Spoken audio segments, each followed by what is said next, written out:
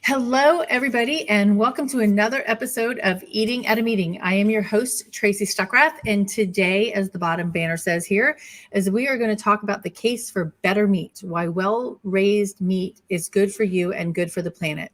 And if you listened to last week, I was talking to Will Harris from White Oak Pastures, who raises this better meat. And now we're going to talk to Diana Rodgers.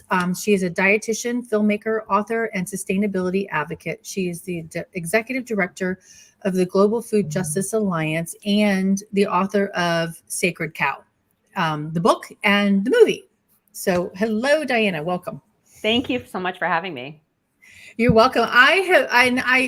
I don't know how we got introduced to each other years ago, but I've been following you for years. So I'm very, very excited to be chatting with you. So thank you for joining us. Yeah. Can you briefly introduce yourself and explain your passion for sustainable nutrition and regenerative agriculture? Sure. Yes. Let's see. I'll try to give you the short version of this. Okay. As a kid, I was really malnourished, and I didn't find out until I was 26 that I had celiac disease, which answered a lot of questions. Mm-hmm. But when I went gluten-free, I was still just doing sort of a gluten-free version of the standard American diet that I had been eating. I was trying to be kind of low fat and, eat mostly plant-based, although not entirely, but I was doing it. And I still didn't feel right. Like my stomach felt a little bit better, but I still had these like massive blood sugar kind of roller coasters where I was like starving, and I had to have my, gluten-free granola bars on me all the time. And I was eating gluten-free pasta and gluten-free cookies. And it really wasn't until I learned more about this sort of ancestral way of eating where, we ate like closer to how our ancestors ate, and not just like grandma, but like going way back to more, there's bad connotations sometimes with this paleo type diet, but really it's meat, vegetables, a little fruit, some nuts. That's really what did it for me. At the same time, I was married to an organic farmer. I lived on farms for over 18 years and decided to go back to school to become a dietitian. So I was working in food marketing before that. I was worked for Whole Foods Market and in advertising before that. And as I was becoming a dietitian, I noticed this kind of very anti-meat narrative that was happening in school, starting to appear in the media, where cutting out processed foods was like totally something that was like orthorexia, right? Like this, you couldn't be too overly obsessed with healthy eating, but yet being a bit vegan or vegetarian was okay, even though all the science that I was looking at was showing that meat has nutrients that you absolutely just can't get from plants. And shouldn't we be getting all of our nutrients from food? And isn't, being a vegan a form of restriction, right? So I have friends that are vegan, and I understand not wanting to eat meat for a variety of reasons. But as a dietitian and as a mother and as somebody who really advocates for public health and for sustainable food systems, policies that pull meat out of children's mouths, like Meatless Mondays, programs that tax farmers for their emissions when they're largely plant-based or grass-based, like in New Zealand and in Ireland, how they're going to be culling all these animals there. I've got real problems with that because nutritionally, meat is an important food, and sustainability-wise, we need something to be giving the nutrients to the plants. So I lived on a farm that was an organic vegetable farm. We started raising animals for the fertility that they gave to our vegetables. You can't have kale without some kind of input in there. And you can either do that with chemicals or you can do that with animal manure. Mm-hmm. And so I'm glad you had Will on right before me. He's a good friend of mine. I actually sent my son down to White Oak Pastures during COVID to work there. Oh, wow. Cool. Pulled them out of school. And I've done multiple workshops at White Oak Pastures. So I'm a huge advocate for for the type of farming that Will does. But also, and I know, we're going to get into this in a little bit, but, for people that can't access that type of meat, that 100% grass fed, raised on a small farm, that stuff is expensive, and it is a privilege to access that. And, so for the families that are struggling to make ends meet, that are working multiple jobs, I still advocate for them to feed their children meat, even if it's grocery store meat, instead of box dinners or other ultra processed food options. Well, and that I like the fact that you said the ultra processed foods, because Nina Curtis, who is a vegan chef, 2 or 3 years ago, I had her on the show, and she's like, we really need to work on the word processed foods, because a can of chickpeas is processed, but it's literally that ultra processed foods that we're really worried about because of all the extra sugar and salt and things like that, right?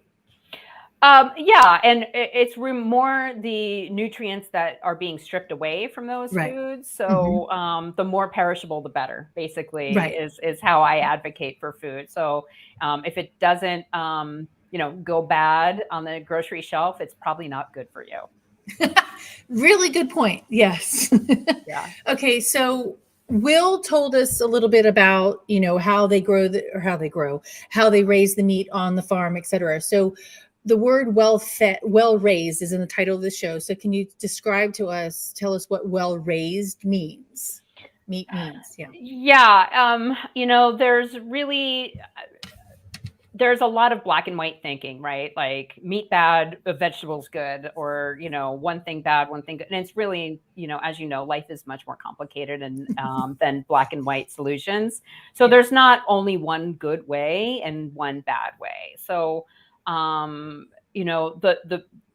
the processes that Will uses on his farm to raise his animals are arguably gold standard. Regenerative agriculture, where the animals are moved frequently, where the pastures aren't just one type of grass, but there are multiple different species of all kinds of things that some people might consider weeds, but they actually contain different nutrients that the animals are eating.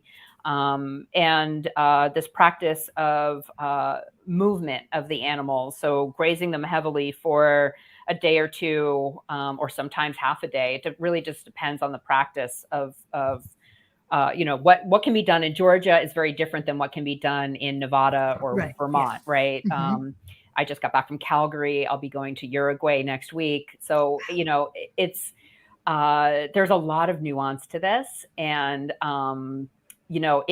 farms have to be financially sustainable. Also, they have to work with the climate that they're in. So it's really a tricky thing to say, like, well raised has a definition.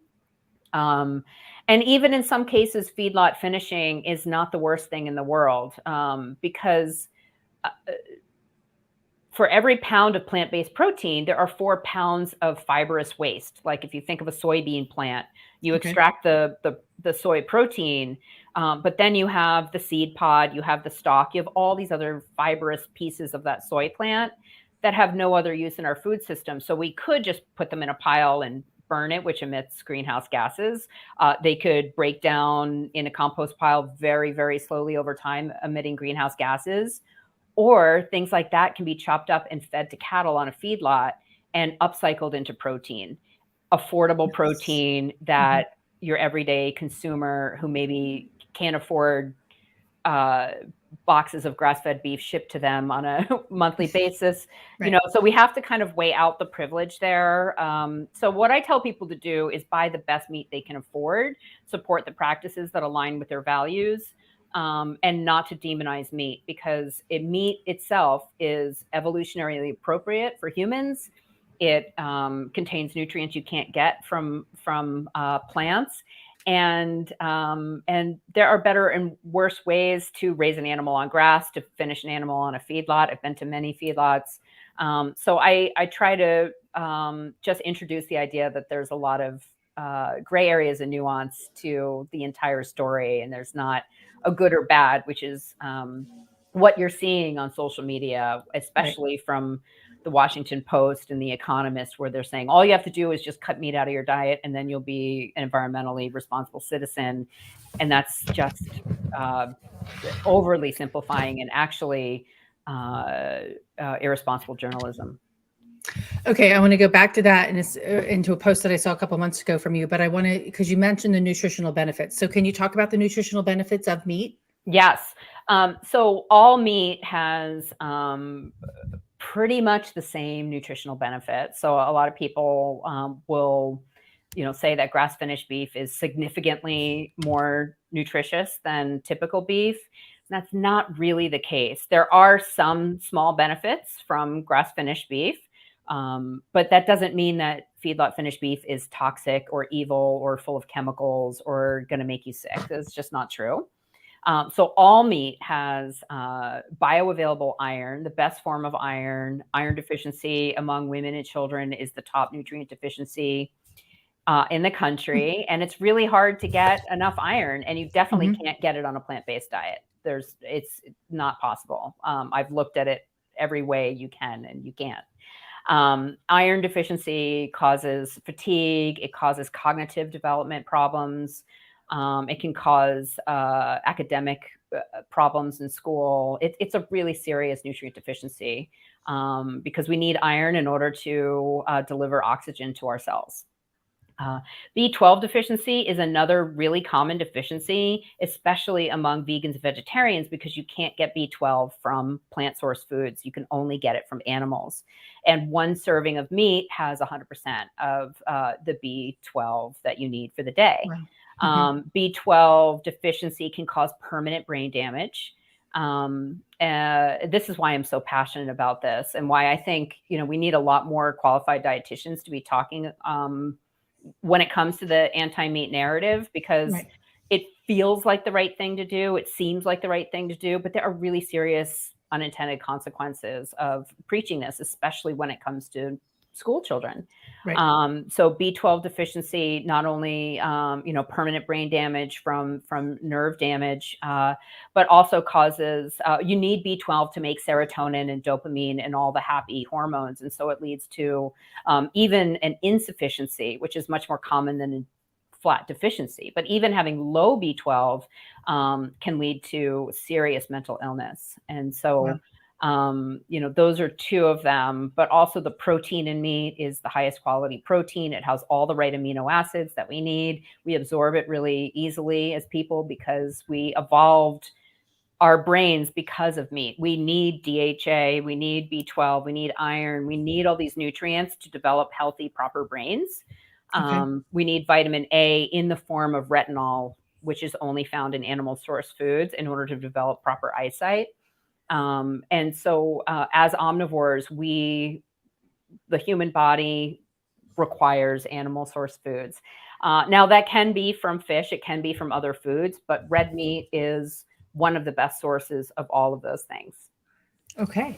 Well, and for people to understand, for me too, where I come from as well as Thrive, there's a way people eat in a variety of different ways, and we don't want to bash one or the other. I mean, and so you might be thinking, hey, you've pushed plant-based, but I'm like, people eat meat. And I think you have a case in point too. It's also based on a lot of, this was in Sacred Cow too. I think, the religious-based reasons that people eat meat, and using animals there was a whole piece in there about women and growing they're the sole providers of food for their families and using animals on the farm, etc. Do you want me to go into that a little bit? Yeah, please. Okay. That would be great. Yeah, sorry. So interestingly, Buddhism wasn't always about abstaining from meat. It was really only until reincarnation became part of Buddhism, which wasn't originally part of Buddhism, that then you might be eating your grandmother. And so eating mammals was not part of it. But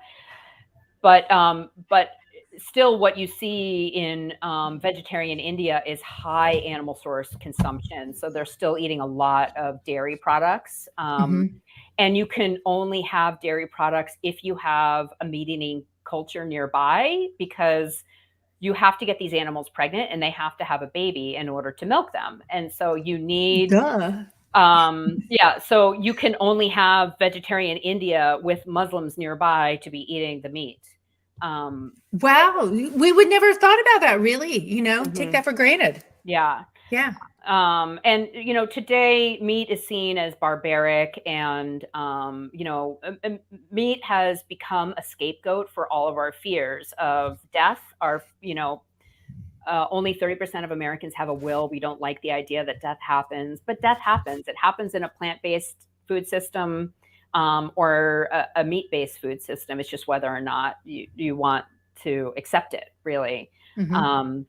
And so, I mean, there are certain meats that I don't want to eat, and I understand, that someone might not want to eat a certain type of meat, whether it's for religious reasons or other personal reasons. Maybe they had a moment with a pig one time, but there is a critical threshold of animal source foods that you absolutely have to be eating in order to be healthy for a period of time. So we know that 85% of people who go vegan go back to eating animal source foods after 3 months.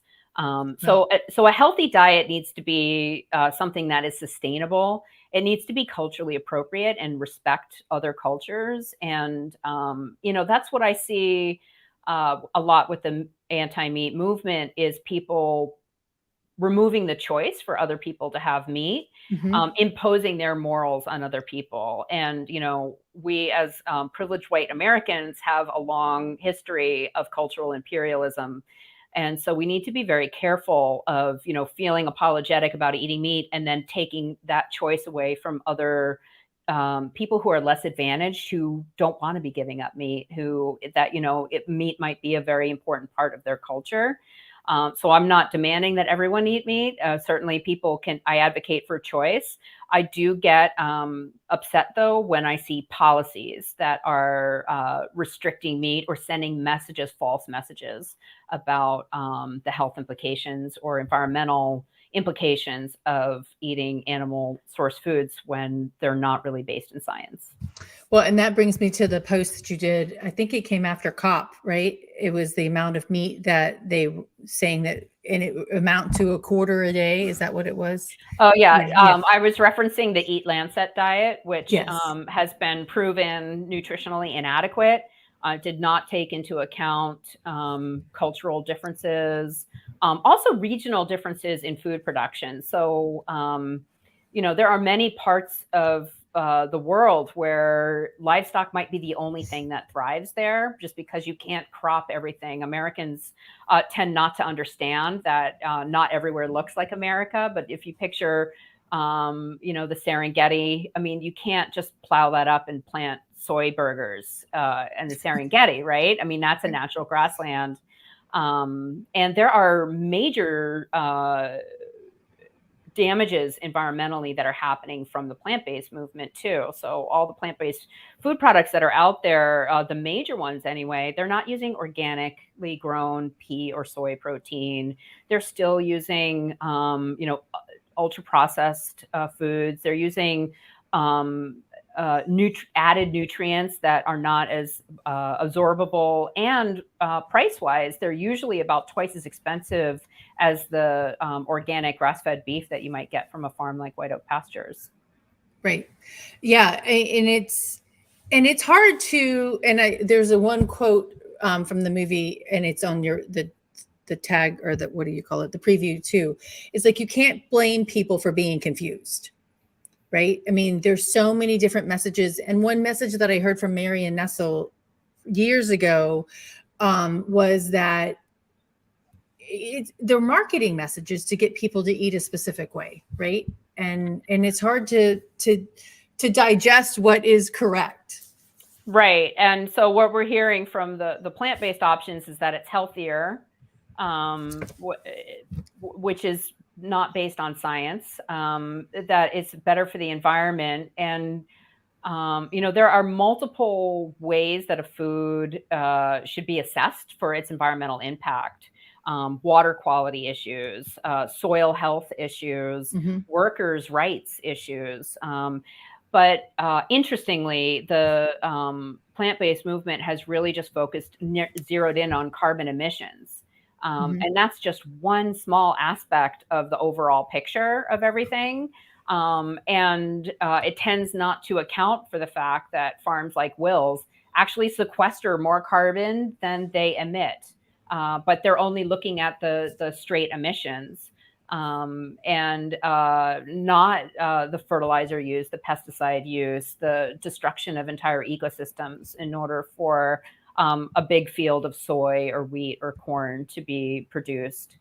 And then, there's ethical considerations about how animals are treated, which are legitimate, but there's also ethical implications of telling people who have less privilege than you that they shouldn't be eating meat. Based on inaccurate science. Well, and nutrition is a relatively new science at that, right? I mean, newer than electricity and understanding it, and everybody's body's different. So how do we apply, how can we apply an overall general thought process on this is what everybody should eat when everybody's body's different? Everybody's bodies are different to a certain extent, but all bodies need bioavailable iron and will suffer from iron deficiency if meat is pulled out from the diet. Everyone needs B12, absolutely everyone. And if B12 is not taken in, it'll take a little time, but you will develop mental health problems. Yes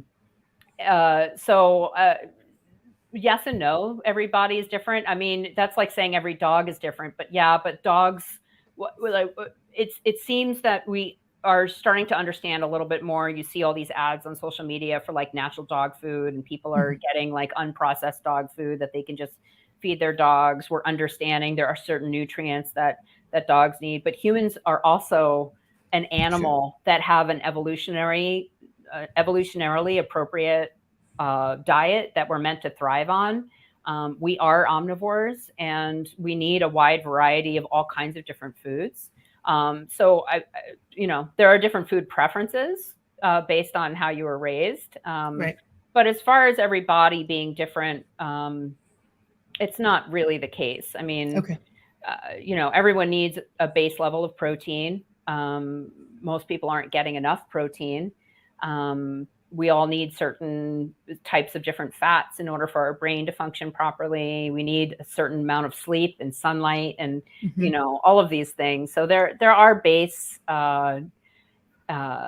generalities you can make. Unfortunately, big food has gotten in there and has impacted our perception of what is normal. And so now when you go to the grocery store and you see someone loading up with, the typical food you see in the middle of the grocery store, I mean, if this is the whole length of human existence, we've only been eating food from a grocery store for like the length of my fingernail. Before that, it was whatever you could catch and whatever you could find on a bush, right? And we didn't have a lot of the modern diseases that we have today from overconsumption. We're seeing overconsumption, yet nutrient depletion at the same time. Obesity is a form of malnutrition. And that's really just because we're not honoring the fact that we are animals that have an evolutionarily appropriate diet. I love that. It's really important that we understand what we need nutritionally wise, because a lot of the food that we do eat is not nutrient dense. Right. Correct. And everything on the outside is got a lot more nutrients. Outside of the grocery store, I should say, is a lot more nutrient dense than what's in the middle of that. So what on that protein, how much should we be getting on a daily basis? Well, there's a lot of people calling for a revision of the dietary guidelines for protein intake right now, because the science that they used in order to calculate protein requirements was based on nitrogen balance studies. So they were looking at the amount of protein people ate, and then they would measure their urine for protein excretion.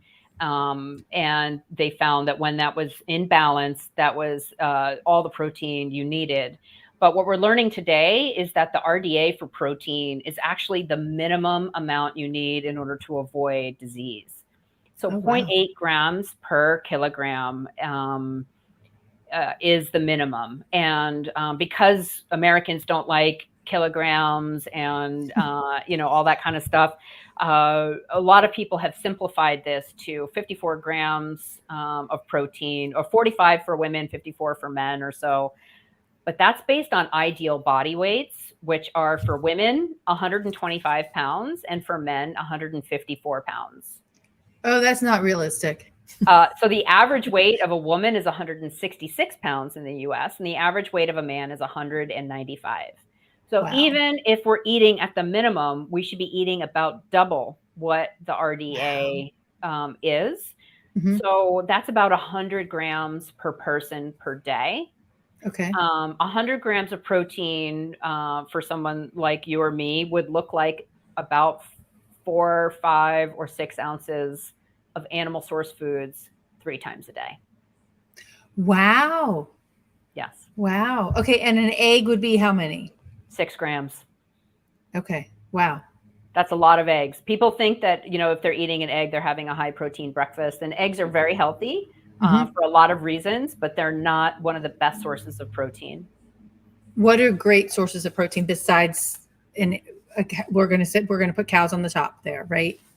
Fish are really great too. Fish has its own. It's funny how seafood seems to get this halo when people are talking about, different types of animal proteins, when, there are no humane slaughter standards for seafood. So the fish can be killed. However, there's major workers issues with human slavery going on in the seafood industry. And there's major just sustainability stocking issues with both farmed and wild seafood fisheries. But fish in the whole seafood category, or, bivalves in particular, are one of the best sources of protein and one of the most nutrient dense sources of protein. So I would put seafood at the top, and then, red meat at the next category, beef and lamb, organ meats, things like that. And then at the bottom of the classical kind of what a typical American would eat, chicken actually is relatively low. For nutrition, that it actually is about 30% less nutritious than red meat. Has a lot more omega-6s, or the inflammatory fats, because birds eat seeds. From an environmental standpoint, chickens eat 100% grain. And so, when you look at the life of even a cow finished on a feedlot, the majority of their life is still spent on grass. And most of what they're eating doesn't compete with us for edible food, where chickens, it's 100%. And also ethically, those chickens, unless they're from a farm like White Oak Pastures, which end up being extremely, $30 a chicken, something like that. Right. A typical chicken only lives 5 weeks before it is slaughtered, so their entire life is spent, indoors. There's a major antibiotic usage, all this kind of stuff. So on all 3 levels, nutrition, environment, and ethics, I would say you're better with the grocery store beef than you are with the chicken. Wow. Interesting. Okay. So I don't know what question I want to go with next. So advice you have for people who want to make more sustainable and health conscious choices? You just gave that list of the proteins. Well, that actually answers it when it comes to meat. So it's choosing that fish and then that grocery store beef, or whatever you can afford beef wise. I think that's really important to understand, because sustainability wise, I think the entire food system needs an overhaul on how we do sustainability practices in general. But I think you just gave some great advice. Yeah. Again, it's just not as simple as choosing a plant over choosing an animal. Death is going to happen, whether it's from pesticides and all the chemicals that are used that are killing. the Audubon Society has even paired up with beef producers because they understand that it's monocropping of soy, wheat, and corn across the Midwest that is actually making our wild bird populations diminish because there's Oh, just no wow. food for these birds as they migrate. But on a cattle ranch like Will's or cattle ranchers who are even, calf cow operations before these animals are, finished at a feedlot. These are just natural habitats where grazing animals have been for thousands and thousands of years. We've just replaced the bison with cattle. But they're performing very similar ecosystem functions, and there's been studies to show this. And so just saying choose the plant over the meat is really not that simple. I do have a course called Sustainivore that people can learn about how to eat for your body and for the diet. It's a very I advocate for, as I mentioned, a much higher protein than typical. And the reasons I do is that you're going to get more nutrition if you eat higher protein from animal source foods, just because of the B12 and all the other great nutrients that meat has. But it also fills you up for less calories than any other food. So protein is the most satiating of all the macronutrients. So carbs, fat, or protein, it's protein that makes you feel full. And, in clinical trials in hospitals where they use calorie restriction, yes, that works. But like out in the wild, like people go to their refrigerator when they're hungry or when they're bored.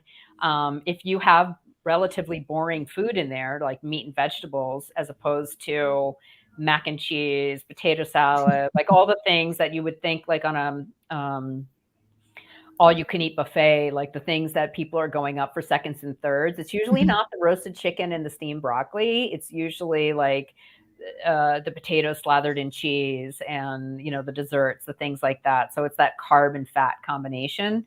So kind of avoiding those types of foods and sticking with, relatively simple meals that are just focused on their nutrition. And then again, buying the most sustainable options you can. So, if you can afford it, organic broccoli, of course, is better than typical broccoli, but you would never hear a doctor say, only eat organic broccoli or don't eat broccoli, right? A doctor would never say that. As a dietitian, I can't tell you only eat grass-fed beef or don't eat beef. Because that would be unethical. Beef is really healthy. It's really nutritious. And as you mentioned in my film, we do talk about the better ways to graze animals. So there's kind of different arguments that you need to kind of suss out, whether it's nutrition or ethics or environment. Well, and that's really important for people. I'm going to put the link to Sacred Cow in the comments here so everybody can watch it. And it's available on Amazon is where I watched it. It was great. And I actually sent it to one of my farmers who I actually helped process chickens a couple of weeks ago, and they have pork, and she cried through the whole thing and just saying she was so proud of what she's doing and what she and her husband are doing at their farm. So, so how or can you give some examples of where you've seen change in people's nutritional, their body, communities that have adopted this thought process and helped them feel better? Yeah. I can, I've seen major weight loss success stories from people who were really food addicted. These ultra processed foods are on the market out there today are bypassing our natural satiety cues and make us overeat. They just do. And there's really smart people working at these labs that know the bliss point of certain foods, like making sure you can't eat just one of those Pringles or the chips or something like that. Right. So really excluding those foods for a period of time to kind of readjust your taste buds. Because if you think about it today, and my co-author Rob will mention this in the film Sacred Cow, for $5 you can go have the flavor experience that like thousands of years ago only like a pharaoh of Egypt would have had at his access, right? But these fast food meals are so ridiculously delicious that we don't even understand how many calories we're actually taking in. It's like activating the reward centers in our brains.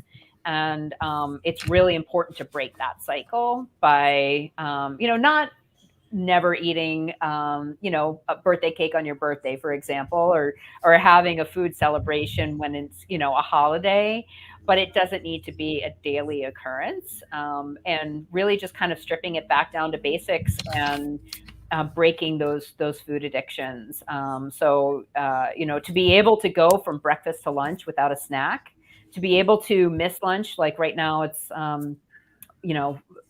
maybe 1:30 in the afternoon. I haven't had anything to eat since 6 o'clock this morning, and I'm fine. My body's not dying. And I know that, previous to that, as I was mentioning earlier, when I first just went gluten-free, I was still, even though I was, gluten-free and following the advice of the dietitian that I met with, I needed to eat like every 2 hours or else I felt shaky. I felt weak. And now it's, at dinner tonight is whatever meat and vegetable are going to be in the fridge. And it doesn't need to be something that I'm obsessing about, that I'm like craving, that is going to be this, ridiculous food experience for me every single night, even though I'm a cookbook author and I make amazing food. I can make recipes. I can make an incredible pavlova, but pavlova is like a birthday thing. It's not a daily or weekly thing. Okay, so when you said the snacks in the middle, so there's a whole conversation with meeting planners, because a lot of my listeners are meeting planners, that when we have an event, we serve breakfast break, lunch break, dinner, right? And there's this whole plethora of it, but the cost of food is astronomical. There's people who are paying $199 for a gallon of coffee, which turns out to be 21 bucks per cup of coffee. So that's a whole nother thing. But what could we serve? And the typical breakfast is, and the cheapest breakfast is that continental breakfast, which is loaded with, it's just carbs. There's no protein with that at all. Right, exactly. Meetings are my biggest nightmare in the world. And even when I go to nutrition meetings, it's, and if you think about this blood sugar roller coaster, it's pastries, blood sugar crash, coffee and donuts, blood sugar crash, sandwiches and chips, maybe some soda or iced tea or lemonade, blood sugar crash, afternoon snack, blood sugar crash, dinner. By the end of the day, you are completely exhausted. And I think we need to really suss out too, like cost of food versus nutrient value, right? Because those are two separate conversations. And unfortunately, even when I was becoming a dietitian, we are trained in food procurement as dietitians, because all the people that run the hospital and school lunch programs, whatever, are dietitians. So I went through those classes where you have to take the lowest bid, all these kinds of things for institutional food service. That's ridiculous. We're not talking about keeping people healthy. And like I said, even when I go to nutrition conferences, I am horrified. And I happen to have celiac disease, so there's nothing I can eat anyway.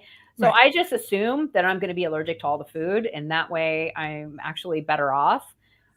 So if I could have my dream day conference, it would be starting the day with an actual, egg-based breakfast, or if it needs to be like a grab-and-go cold thing, I would have hard-boiled eggs and plain yogurt that people could add nuts and other things too. And I would have, I would eliminate the juice. Grown-ups do not need to be drinking juice. It's not giving us any nutritional value. So that's how I would start it. For like a snack, if people, we really should be able to go from breakfast to lunch without a snack. But I get that people are bored in meetings and they want to put something in their mouth as like a distraction from how boring the meeting is. Unfortunately, I mean, I would have a movement break instead. But I might have some bone broth as an option to drink instead of coffee. or in addition to the coffee. And instead of all the pastries and everything, I would, again, maybe consider something like a plain yogurt. And I know this is why I'm not a meeting planner, right? I need you to be one. Crudité, that like, let's chomp on some fruit or some vegetables with a dip, something like that. For lunch, I would do a buffet style hot lunch instead of sandwiches, where people can have their choice of different proteins mixed with vegetables and a salad. You avoid the afternoon crash if you don't pump them full of sugar and carbs right before it. And there's not that carbs are evil, but we eat way too many carbohydrates than we actually need, and it makes people sleepy. And about an hour after an afternoon snack, I would do maybe fruit and cheese, charcuterie board, things like that, maybe some dark chocolate with some nuts. And then dinner again would be like meat and vegetables. And, if there had to be a dessert, it could be something really small, and not these like pieces of cake that are this big. Yeah, I have to say meetings are my, and I go to a lot of conferences. I travel a lot, and I was just on the phone. I mentioned I'm going to be in Uruguay next week. They have the highest meat consumption in the world. Really? And I mentioned to them that I'm celiac, that I can't have sandwiches. And they were like, oh no, we don't do that. We don't do sandwiches for it's going to be barbecued meat. And so I'm very excited to be meeting with their parliament, and talking about global nutrition and malnutrition with policymakers there. Is there any country that you've been to that's doing a really good job at this? Of dietary guidelines? Yeah. I mean, I like Brazil's dietary guidelines. I've been to Brazil. I think the food of all the places I've traveled so far is my favorite, because it's largely meat, maybe some beans and rice and a nice big salad. Costa Rica tends to be like that too. Unfortunately, Brazil's sugar consumption is also the highest in the world. So there's a little bit of a disconnect there between, but they have a lot of poverty in Brazil. And we also see, I mean, the biggest marker for longevity and overall health is socioeconomic status. So, the more access you have to healthcare, the more delayed gratification you have with your food. So it's all about that delayed gratification, and knowing that if I eat healthy now, I won't get diabetes in 10 years from now, Yeah. So I guess, I mean, how I eat in the United States is amazing. So it just depends, I guess, on what circles you travel in. Right. Exactly. Well, okay. This has all been really, really interesting. And I wish, the cost of food is there, and we've got to figure out that. And institutional food service is what we all talk about, right? When we're serving large groups of people. So figuring that out. And my friend Aurora does food waste studies, which is the biggest challenge. And unfortunately, crudité is one of the prolifically problematic foods that goes uneaten, and a lot of it's trashed. So figuring that out, balancing this out, is really, really important. So I so appreciate what you're doing, and how you're educating people on the nutritional value of meat, as well as how it's nutritionally valuable to the planet. So thanks. Thank you. Is there anything that any final takeaways that you'd like to share with people? I mean, I hear that crudité is something that, maybe doesn't fly with a lot of people. But I still think it's worth trying, and it's still worth trying other options. And maybe it's a cheese and a charcuterie platter. And I understand those are more expensive, but really pushing back on people, especially if the meeting is healthcare, nutrition. I mean, my gosh, I'm again just so embarrassed about how many nutrition or health related events that I've gone to with people eating danishes and donuts and bagels as the breakfast or morning snack. I think we can do better than that. Yeah, I remember actually being in a session where a doctor he went to the obesity conference and for doctors, and they were serving donuts and brownies and everything. I'm like, you're here to talk about obesity and you're feeding us the foods that make us obese. So yeah, crazy. So the question that I ask everybody is, what does a safe, sustainable, and inclusive food system mean to you? I'm glad you included the word inclusive, because that's what I do at Global Food Justice Alliance. Is I advocate for the right of all people to have access to culturally appropriate, regionally sustainable foods. And in many cases, that means the inclusion of meat, not shaming people about that. So, every day, that is my nonprofit, and that's not to say I'm against vegetables. I advocate for people to also eat produce as well, fresh produce. But we have such a war against meat right now, and it is so not fair and so unjust to the nutrition, especially of women and children across the world. That's really good to know. And I just put it up on the screen, and I put it in the chat as well, how to get a hold of Diana with the globalfoodjustice.org. Thank you very much. Good luck with traveling, and be safe. Yep. And everyone, this is the Eating at a Meeting podcast, and this is Diana Rodgers. You can reach her, I'm going to show that again, at the globalfoodjustice.org, and check out Sacred Cow, the book that's behind her head right there, and the movie, which you can find on Amazon. It was worth my hour and 20 minutes, I think it was. Yes. Yep. Yes, very worth the time. So Diana, I appreciate you being here. Thank you. Thanks, everybody. And until next time, stay safe and eat well.